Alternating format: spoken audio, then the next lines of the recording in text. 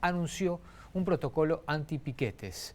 Y es por eso que vamos a convocar al doctor Franco Gatti para hablar un poco sobre este protocolo antipiquetes y qué se necesitaría, si sería una ley, si basta con un protocolo. ¿Qué tal, Franco? ¿Cómo estás? Gracias por atendernos.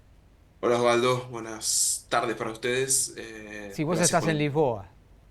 Estoy en Lisboa, en realidad estoy en Madrid haciendo una estancia de investigación en la Universidad Carlos III y ahora circunstancialmente acabo de llegar a Lisboa. Bien, bárbaro. Bueno, aparte de envidiarte, te vamos a preguntar por este protocolo antipiquetes. Digo, ¿se puede valer simplemente de un protocolo el Ministerio de Seguridad para intervenir, como dicen, con las fuerzas o necesita de una ley? Bueno, antes que nada hay que esperar, ¿no? A ver cuál es el contenido preciso del protocolo, porque como sabemos, siempre que se trata o siempre que se trate de la reglamentación de un derecho, en este caso está involucrado el derecho de reunión y asociación, que es el derecho que está presente cuando se ejerce la protesta. Siempre la reglamentación tiene que ser por ley. Y por lo tanto, si hubiese una reglamentación específica de este derecho, eso corresponde que sea por ley, lo dicen todos los estándares internacionales, lo ha dicho nuestra Corte Suprema también. Por lo tanto, tendríamos que detenernos luego en el protocolo en cuanto a cuáles son sus alcances, si es la reglamentación del derecho o si se trata de unas directivas específicas, por ejemplo, para fuerzas de seguridad, pero que no impliquen restricción del derecho. A priori, por lo que se dijo, ¿no? Leí algunos fragmentos y vi parte de la conferencia, establece algunas pautas que podrían estar ahí en el borde en cuanto a, bueno, si restringe más el derecho de reunión, el derecho de protesta, o no lo hace, pero vale la pena subrayar, siempre que se restringe un derecho que se lo limita, debe hacerse por ley. Franco, siempre se habla, o por lo menos es una manera ¿no? muy pobre de decir la gente, porque en realidad bueno, son los ciudadanos los que se expresan, los individuos. Cada vez que alguien dice yo tengo derecho a circular, y te citan casi de memoria el artículo 14 de la Constitución, pero hay derechos fundamentales, como por ejemplo el de peticionar ante las autoridades. ¿Cuál pesa más o si existe un peso que haga prevalecer a uno ante otro? Bueno, buenísima la pregunta.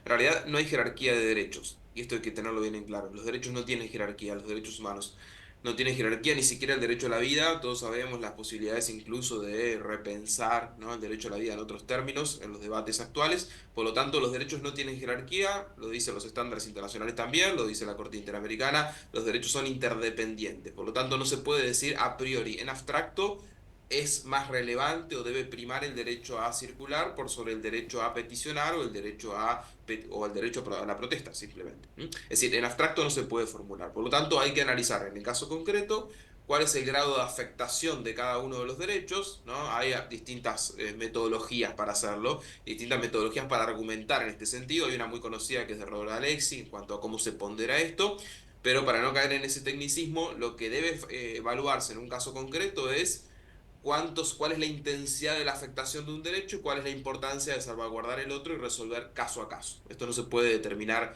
en abstracto. Existe el derecho a circular, hay que garantizarlo, es obligación del Estado de garantizarlo, pero también existe el derecho de protestar, el derecho de peticionar a las autoridades, por lo tanto, los dos son derechos que tienen el mismo rango, ¿no? Rango constitucional y convencional, porque integran instrumentos internacionales, por lo tanto, en abstracto no puede decirse que el derecho a circular borra, ¿sí? Por decirlo de una manera muy vulgar, o desplaza al otro derecho. ¿Mm? Son dos derechos fundamentales que deben ser evaluados en cada caso. Por eso, ¿no? Ahí circulaba la idea de, bueno, la protesta en la vereda, o la protesta de un modo, o la Ujú. protesta de otro.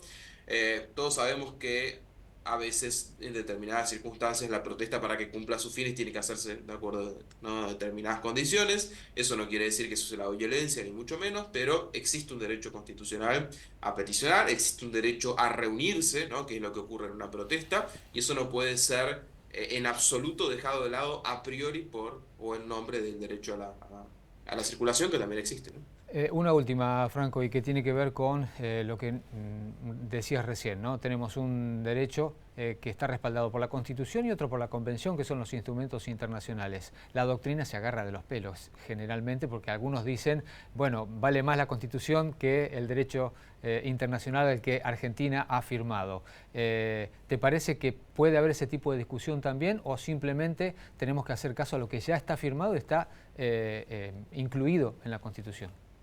No, de hecho, a ver, nuestra Constitución, por ejemplo, reconoce. Está bien, ¿no? Esto supone una interpretación más amplia, pero reconoce el derecho a la libertad de expresión, reconoce el derecho a huelga, reconoce derechos que están íntimamente vinculados expresamente, y luego en el artículo 75 y 122 bueno, como todos sabemos, se incluye una serie de instrumentos internacionales con jerarquía constitucional. Entre esos instrumentos, por ejemplo, el artículo 15 de la Convención Americana reconoce, ¿sí?, el derecho de asociación y reunión. Eso implica necesariamente una relación entre la libertad de expresión, el derecho a peticionar a las autoridades, el derecho a reunión, y aquí vale la pena subrayar algo. Está en juego sobre todo el uso de la fuerza, ¿no? Que es lo que se discute en este aparente protocolo, ¿no? El uso de la fuerza también por parte de las autoridades, por parte de las fuerzas de seguridad, está también limitado por estándares internacionales. Por ejemplo, existen unos principios de Naciones Unidas sobre el uso de la fuerza, un código, ¿no?, para funcionarios Ujú. encargados de cumplir este tipo de funciones, que establecen estándares, criterios muy concretos acerca de cómo debe usarse la fuerza, que debe ser siempre la última opción, y que además tiene que regirse por algunas pautas como la proporcionalidad, ¿no?, que bajo ninguna circunstancia se utilicen armas de fuego, salvo que sea el último extremo. Es decir, hay claramente criterios contenidos en principios de Naciones Unidas, en este código de conducta y también en estos estándares, que fijan un accionar para las fuerzas de seguridad, de tal modo, por supuesto, existe el derecho a circular, existe el derecho a protestar, el derecho a manifestarse. Esto debe tratar de canalizarse, ¿no?, en cierta armonía, dentro de lo posible, pero bajo ninguna circunstancia se puede decir de antemano que uno desplace a otro o que no exista el derecho a peticionar. Todo lo contrario, es un derecho humano, y tiene que ser garantizado y respetado dentro de los estándares de uso de la fuerza que rigen a nivel internacional y que la Argentina debe observar. Por lo tanto, eso tampoco puede perderse de vista. Ahora sí, una última cortita. ¿Puede el Estado decirle a un manifestante vaya o no vaya con su hijo?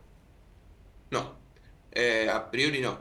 Es decir, por supuesto, el Estado tiene una función en relación con los niños, las niñas, los adolescentes, de garantizar que accedan a la educación, por ejemplo, ¿no? Porque el argumento es, bueno, los niños tienen que, las Ujú. niñas tienen que estar en la escuela.